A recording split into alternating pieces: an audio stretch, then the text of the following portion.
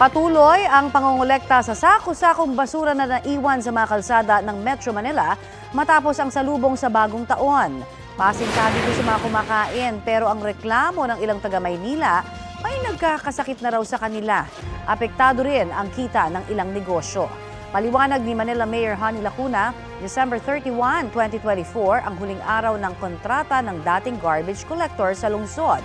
Pero December 30 pa lamang huminto na raw ang kumpanya sa pangongolekta kaya natenga sa mga kalsada ang mga basura. Simula January 1, 24 oras naman daw ang operasyon ng bagong garbage collectors. Pinag-aaralan na raw na pananagutin ang dating taga-kolekta ng basura. Ang mga health center naman nakahanda raw na tulungan ang mga nagkakasakit ng residente.